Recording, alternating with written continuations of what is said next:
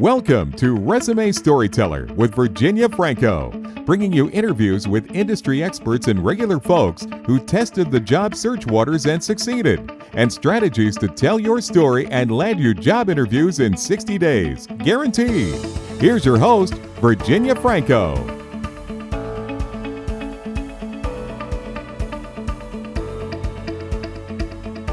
Hello, everyone. I have with me my colleague, LinkedIn trainer, Kenneth Lang.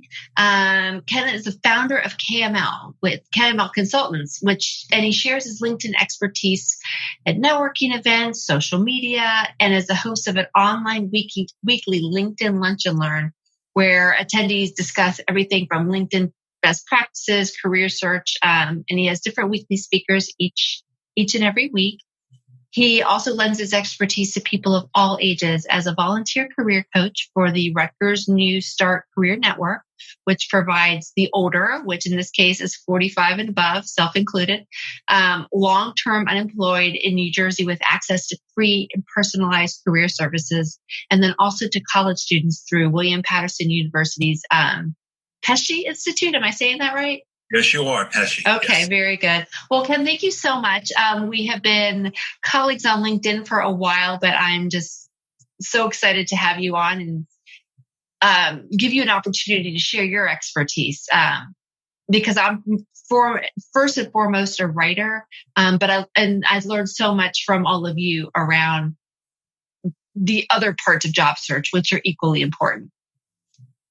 Definitely. I think in my history, I started using LinkedIn when I was out of work back in 2008, 2009 as a job seeker. And it was very frustrating at the time because there was no one there who could actually train and teach you how to use it. So that became a niche for me. And I became someone that became a go-to person at networking events. And then I realized there's a real need for this. There's so much misinformation and information out there that just doesn't really resonate, and it's not specialized. So that became my niche, not the other social media, which everyone was doing. So thank you very much for having me.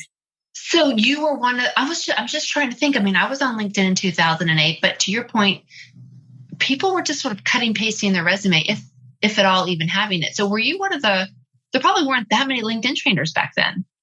Not really. And back then, LinkedIn had a much different perception. It was like, it was the new kid on the block and very few people really used it. They put the profile up. And I think once recruiters got to the platform, I think it made a big difference. But now we have the opposite. We have everyone on the platform, and it's almost a wild, wild west again. Yeah, I agree with that. But you're right. There are so many people on there. Recruiters are on there. And so I work like you with almost exclusively with job seekers. And so it's a platform that it behooves them to learn to navigate.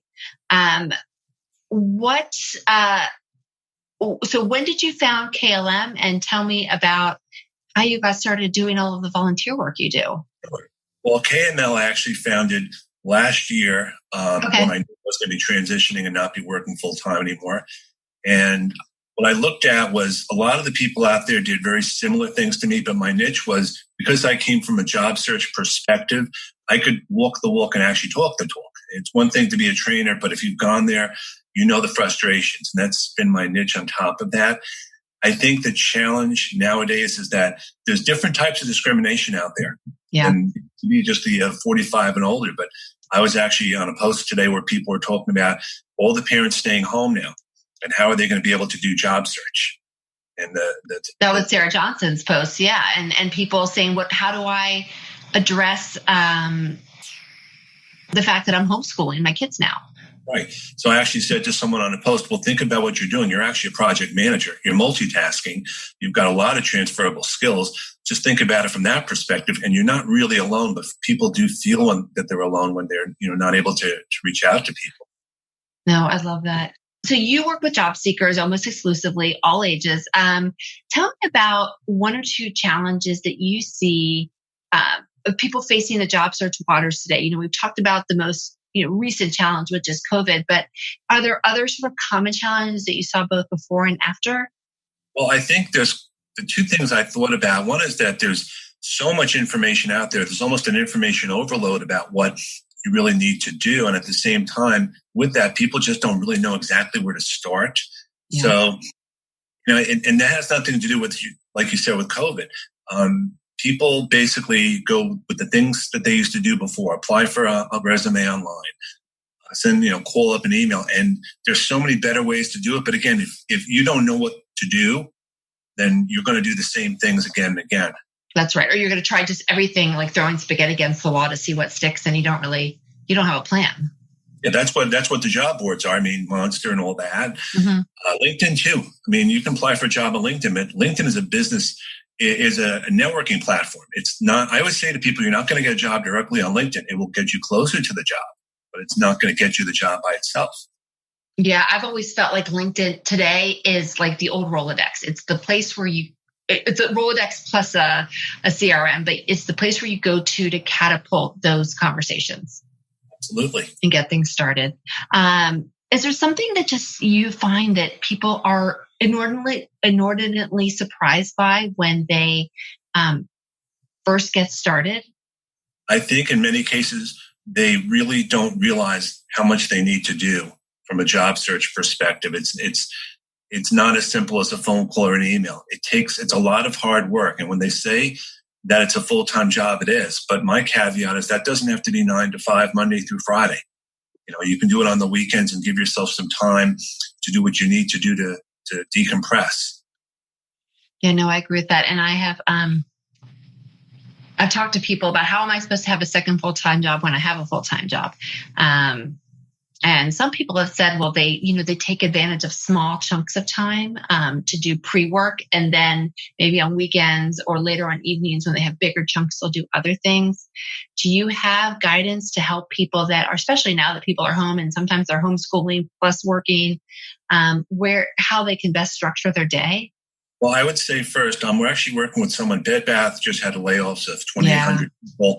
And I'm actually working with a senior director who reached out to me, and her job is going to be ending in October. And her resume is 4 years old.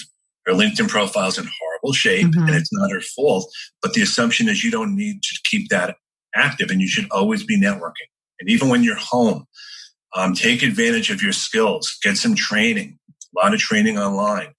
Put yourself out there. And if you want to make it work, you will make it work.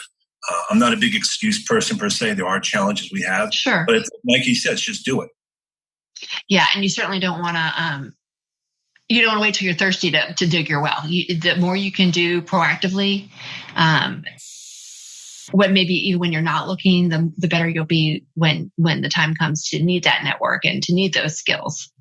I think there's a lot of easy things people can do. And I preach on top of that, having not just a job search buddy, but I call it a job search posse, people that you can work with and network with, because your family and friends will be very supportive, but they're not going to know the specifics of what you need to go through unless you have people who've either been there, who are going through it together, who can keep you honest. So I call it a job search posse because I have different people for different needs, and we can call each other up, text each other, and it's just a great relationship to have. I love that. When you first discovered LinkedIn, did you create a posse? Did you sort of know intuitively to do that back when? Well, my posse back then were a couple of people, but the more I networked, I developed a different posse. And again, based on where you are in your situation, you look for different people.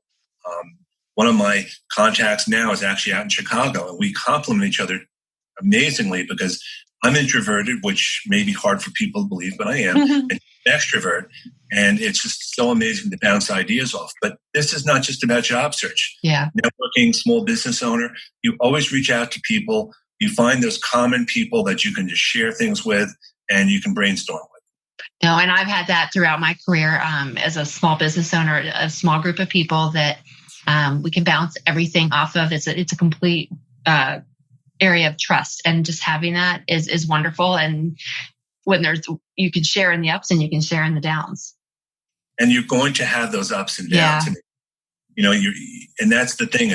You can give yourself the pity party for the day, if you will. The sun's going to rise, but unless you're going through it with someone else, it's not the same thing, Yeah, absolutely. And it's hard to pick yourself off the floor from a pity party without someone else sometimes kicking you into high gear with that. Yeah, and the difference now is instead of going, let's say, to the Starbucks or the Panera, you do it online. I mean, we have a check-in meeting 8:00 in the morning, a bunch of us. We just talk through stuff, and it's like 15 minutes, and that's it. We just kind of brainstorm that way, and it works out really well. I and love that. People do that too. I have a WhatsApp group chat. Same thing. Definitely. Definitely. And we talk throughout. So what advice do you have for someone that is in the beginning stages of thinking about making a career? How do you recommend they sort of get started? Because we talked about how people just don't know where to start. Well, I think if you're looking to go into a different career direction, find someone in that career now and talk to them about what they do, especially if it's going to be a major pivot, because a job looks great from the outside. It looks exciting, but you want to make sure you at least have an understanding as to what the needs are, because again, it's going to be a perception on your end. You think it's a great job, and then they say, well, by the way, did you think about this? Yeah, grass isn't always greener. Absolutely. Do you think it's beneficial to find someone who's not only in that role now, but that maybe came to it from something different? Do you think there's any value in understanding how they were able to make that pivot? I would always suggest if you can set up like an informational conversation with someone just to brainstorm, that would be helpful too, because again, you're picking their brain, and most people love to talk about themselves. They love to talk about their companies, and you can get some information that way. I agree. How do you recommend they find those people? Are there certain sources that you refer people to? Well, honestly, the best way is to ask your friends, ask your family. You'd be surprised the amount of people that I didn't realize the jobs that they had until I met them, whether it was, let's say, at a school event or in town. I know them as a person, but then they're a manager at a company, and I never would have thought that. Yeah, right. Actually, you can even ask on LinkedIn. I think most people don't really understand that there's ways to engage on LinkedIn. I mean, I'm not a big fan of putting the open to work thing out there. But again, there's ways to do it. And if you're not sure, ask me, ask anyone. We are a very giving community. Yeah, no, I agree with that. I've gotten, since COVID, I have had an influx of people reaching out to me from my alma mater, from my undergrad alma mater, looking to make a change. I think that's another opportunity that people don't use. It's sort of an easy way to break the ice if maybe you don't know them, but at least you have that common ground. And join a LinkedIn group, because they all have all these different alumni groups there. And don't rule out Facebook in some ways. I mean, again, you want to look at and the other thing along those lines is make sure your Facebook profile, when you're looking for a job, speaks well of you, because people are doing searching for you all the time. Exactly. It's funny. I told my kids when they went to college, I'm like, if you're going to be public in your profiles, make sure it looks like you're volunteering all the time and being a fine, upstanding citizen, because people are looking. So we talked about how people should get started. What about that person who launched themselves into a job search and it's not going well? What advice do you have for them in terms of regrouping? First thing I would do, honestly, is get another set of eyes first to look at their resume, their LinkedIn profile right off the bat. I was talking to someone on their LinkedIn profile, and we talked about it, and he told me all this stuff. And I said, why isn't it on your LinkedIn profile? It doesn't do any good to tell me. Yeah. And I think most people don't really like to talk about themselves. I think it's human nature. We don't want to put too much, but if you don't market yourself and talk about yourself, who is? No, that's a good point. And a second set of eyes that you can trust that knows your story is really beneficial. I would also say I think it's more common practice now. People should put their LinkedIn URL not just on their resume, but put it as part of their email signature. You want to make every opportunity to build a relationship. Make it easy for them to click on you. And because people do, the first thing they're going to do is they're going to search for you. So why not give them a place to search where you're controlling the narrative versus whatever might show up on Google that might be other social media site that you haven't taken care of, TikTok channels, whatever the case may be. Right. It's also a case of, you want to figure the value at it. Instead of these are my accomplishments, which is great. How, you want to tell the company what you can do for them. Yeah. How are you going to make their life easier? I think in different ways. It may not show on the resume, but that's where LinkedIn comes in. I can be your problem solver. I can do this. I can do that. Because they don't care as much about your background, especially now with so many people out. You want to set yourself apart. Yeah, I agree. Especially, not only can you can spell out your value. It allows, with resumes, you have the luxury of being able to share some details that maybe you don't want to share publicly on LinkedIn. but you can replace that with other information that sort of shows how you can solve their pain points.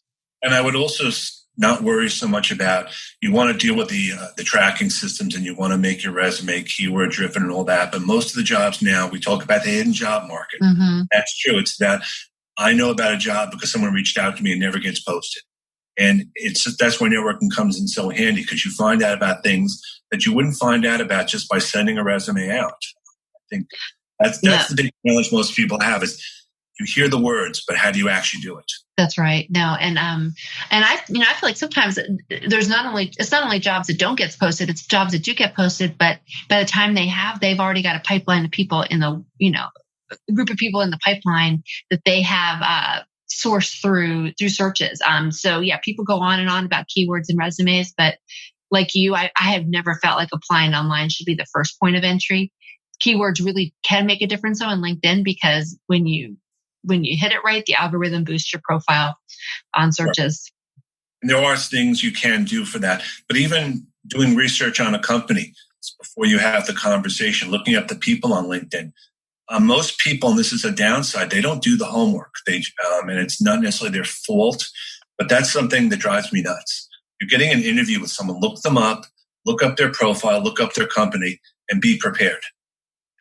Are there places that you feel like, or areas that they should search when they're trying to get that intel that maybe makes them stand out, or shows a different level of expertise than maybe you might find if you just go to their LinkedIn? Well, one of the things which I always suggest that people subscribe to, like a business newsletter, like we have them in New Jersey, and then you get notified every day about the business news. And that helps a lot, because that's taking it a step further. You can find out about what changes are coming up in the industry. You can do searches. You can do a Google keyword search or have alerts come with certain information. Are you talking about like the business journals, or is that something else? Business journals, like in New Jersey, we have a NewJersey.com business newsletter that gets sent every day, and it tells you the latest. And I think those are really great resources. Again, thinking outside the box. By the time the information gets on the media, on main networks, it's already known. You want to try to be proactive and reach out to those companies and get information, get the intel, as you would say. Yeah, no, I think that's important. I've been surprised how many of my clients, the people that they're speaking with, actually they're recognizing the importance of being out in the public eye. So they've given speeches, their stuff's on YouTube. So there's all sorts of sites where you can learn about people that I would never have thought of, 10 years ago. Well, that's the great thing. I think the other thing that people trip up on a lot now is video interviewing. It's different than interviewing in person. That's for sure. We've had so many discussions in our networking groups about, you might want to make sure that the lighting is good. You want to make sure the background is good. You want to make sure that you've practiced the technology. They may seem like little things, but they're going to make a big difference. Yeah. Well, the good thing now, I guess, is that a lot of people are getting used to Zoom and things that'll help them with that. They know how they look like on camera. They know what the lighting looks like because they've had to be on conference calls and things like that. And there's so many free resources out there too. Even the New Start Career Network, it's open to anyone, not just in New Jersey. Okay. And I would always suggest to people that are in transition, there's nothing wrong with being a career coach there. You have skills. You don't have to just be a job seeker. And that also looks great on your LinkedIn profile that you're a career coach. Or do a presentation at a networking event. People need people to present. That's a really good idea. No, I love that. And then you never know who you'll meet at those events. Well, that's so the thing. Serves a second purpose. Yeah. You do the event and you you follow up after, and you have that first common bond. You met at this event. You'd like to follow up. And most people are very willing. I mean, this is something, in some ways, it's really great to network. We'll wish we could do other things. It's making lemonade out of lemons. Yeah, no, that's true. And it's a very supportive environment. I love that. What about, because I get the next question I want to ask you about will help me a great deal, because I work with people that are really interested in making a career change. What words of wisdom can you share for people that have a diverse set of skills and they're not sure, their next role can be in a number of different directions, and they're just not sure where or how to put that all down? You have different types of skills. You have technical skills and you have transferable skills. And there's all different types of transferable skills. And I think in this day and age, especially, the ability to work with teams from all over the world is extremely important. There's actually a new position like called a remote project manager position, which is basically the same stuff that we were all doing before, but without the title. So think about the skills that you have. Don't sell yourself short, and don't worry about the title of the job. It's more about these are the skills I have. I would stay away from things like multitasker and very generic things like that. You can be, I've solved these problems by, whatever. I mean, the educational institution could be your home. I mean, to be honest, it doesn't have to be that you're homeschooling 4 kids. I mean, it's how you kind of portray it. Right. And what you just said, I think also is important, that when you're showing how you solve the problem and what the problem was and what the result was, usually those kinds of things are industry and job function agnostic. People go, well, that's what I need someone to do. And it really doesn't matter what industry they're in. And that's a great way to show that your skills are transferable because you're solving common problems. And the common problems may not be in the workplace, but if they're at home or somewhere else, there's still problems you're resolving. You're putting out multiple fires. I mean, however you want to portray it. Most people, they just think about the job and the job title and the responsibilities. What we do in our spare time, a lot of what we do is very transferable. Whether they call them now soft skills, if you will, be able to communicate with people and talk to people. And I think there's a big generational gap now with the people coming up in their 20s and 30s who lack those skills, not because they don't want to learn them, but think about how they were brought up. They were brought up much differently than we were. Well, and for years, the conventional wisdom, at least with resume writing, is don't spell out the soft skills. Don't focus on this the hard and the technical skills because that's what people are looking for.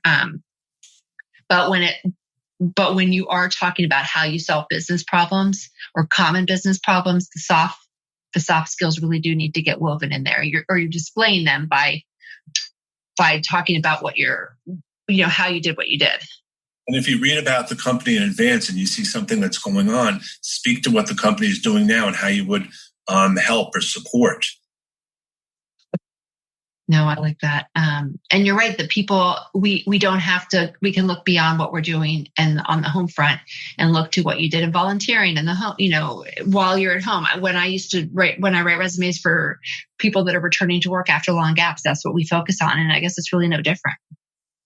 And the other thing to think about, most hiring managers and recruiters really don't know how to interview, which because it's not something that they're really trained in. Right, they're not trained.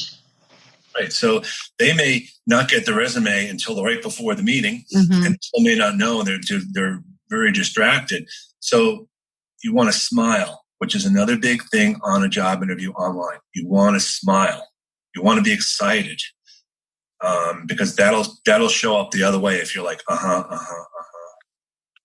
You're right. And I interviewed a recruiter a couple months back, and he said, even though we get that the gig economy is a big thing and you're probably not going to stay that long, we still want to know that you're excited. And smiling and the tone of your voice really does convey that.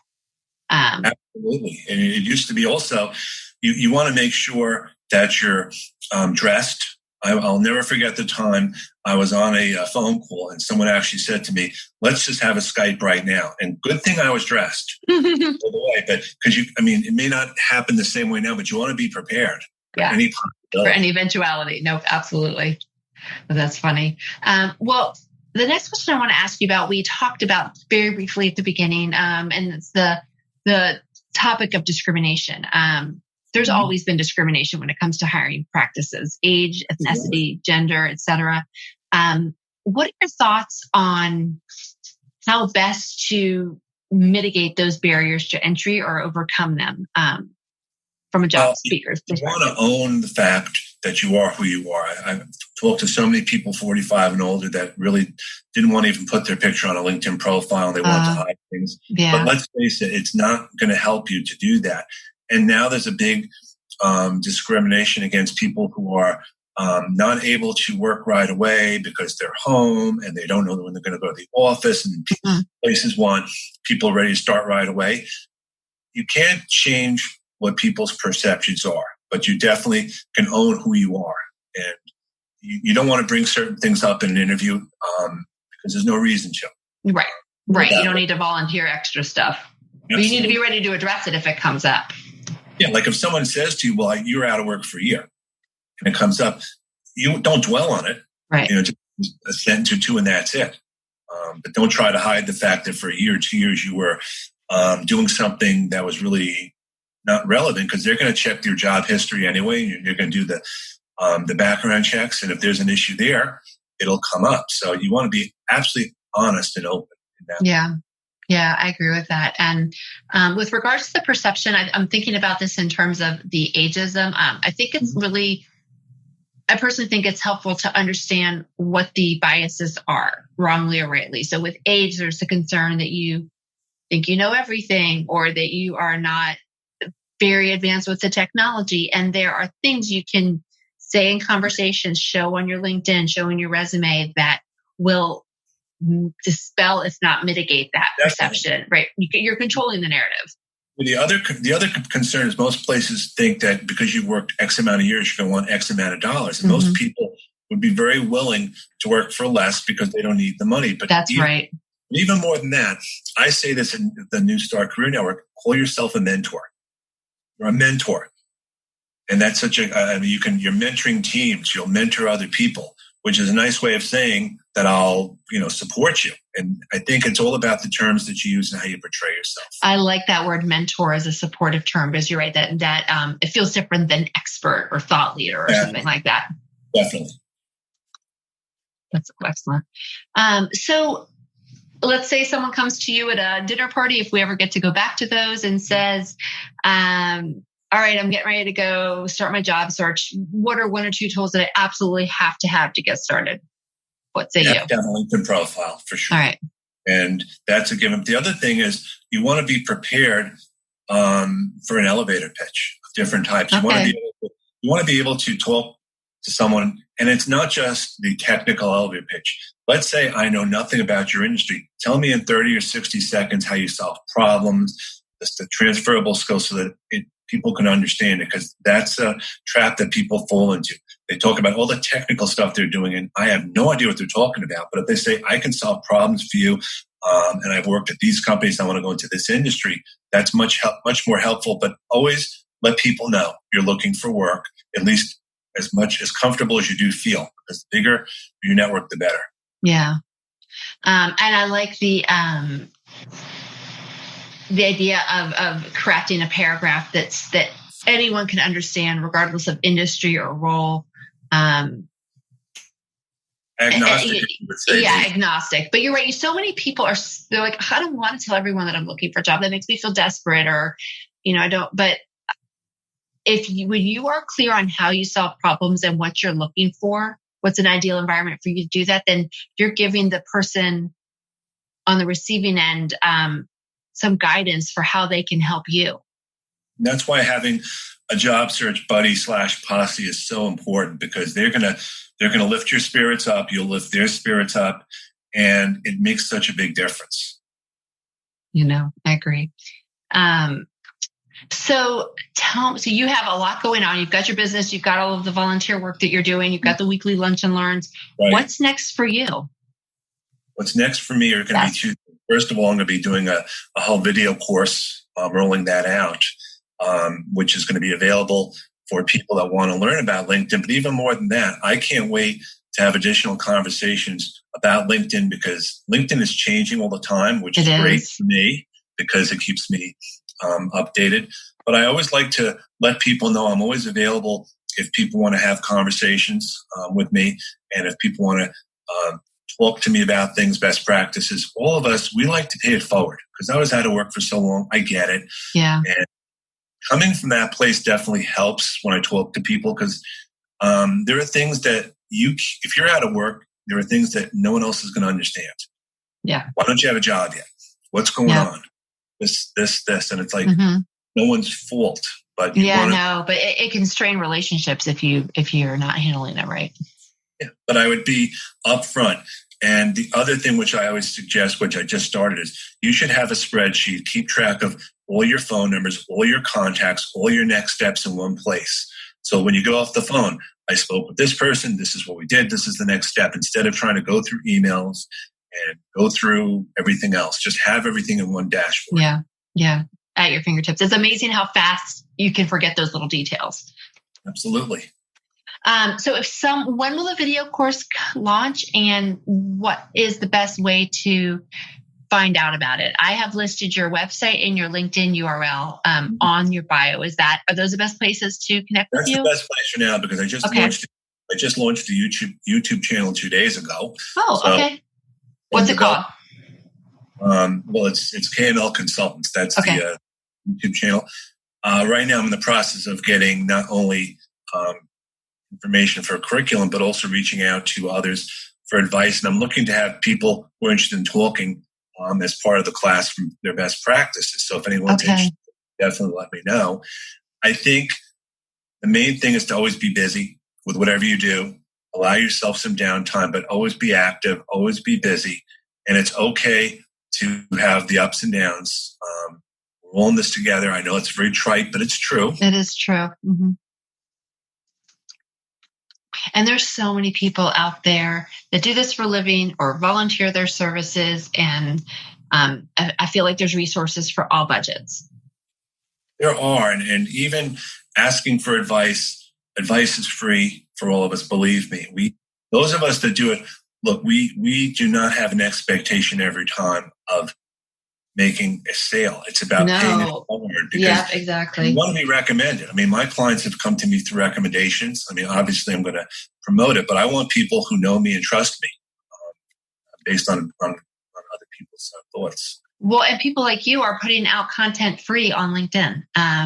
So it's there. You just need to follow those people and be part of the conversation. And be part of the conversation, yeah.